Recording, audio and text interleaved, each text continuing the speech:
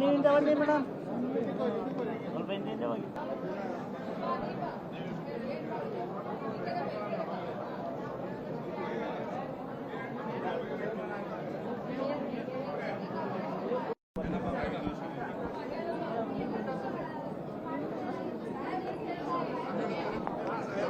ಯೋಜನೆಯ ಫಲಾನುಭವಿಗಳನ್ನು ಭೇಟಿ ಮಾಡಿ ಅವರೆಲ್ಲರೂ ಕೂಡ ನನ್ನ ಜೊತೆಯಲ್ಲಿ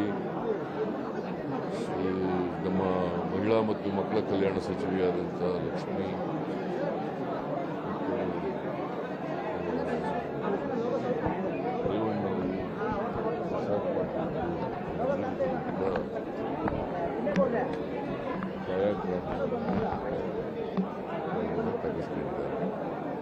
ಅವರು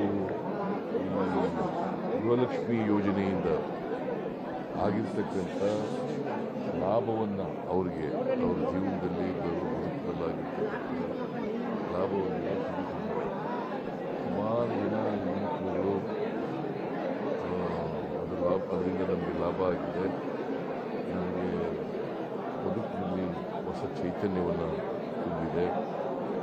ಹಾಗಾಗಿ ನಾವೆಲ್ಲರೂ ಕೂಡ ಸಿದ್ದರಾಮಯ್ಯನವರಿಗೆ, ಲಕ್ಷ್ಮಿಯವರಿಗೆ, ಈ ಸರ್ಕಾರಕ್ಕೆ ನಾವು ಕೃತಜ್ಞತೆಗಳನ್ನು ಸಲ್ಲಿಸ್ತೀವಿ ಅಂತಕ್ಕಂಥ ಮಾತುಗಳು.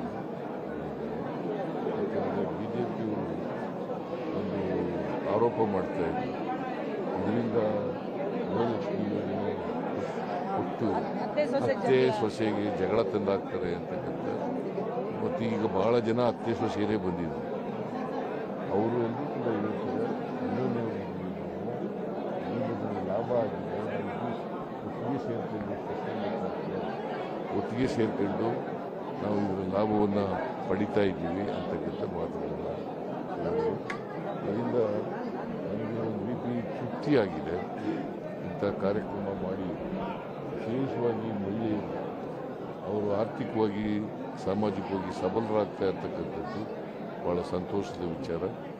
ಅದಕ್ಕಾಗಿ ಈ ಕಾರ್ಯಕ್ರಮ ಮುಂದುವರಿಸ್ತೀವಿ ನಾವು. ಮತ್ತು ಈ ಕಾರ್ಯಕ್ರಮ ಯಾವ ಕಾರಣಕ್ಕೂ ನಿಲ್ಲಿಸಲ್ಲ. ಮುಂದೆನೂ ಕೂಡ ಇದು ಮುಂದುವರಿಸ್ತಕ್ಕಂಥ ಕೆಲಸವನ್ನು ಮಾಡ್ತೀವಿ. ಚುನಾವಣೆ ಆದಮೇಲೂ ಮುಂದುವರಿಸ್ತೀವಿ.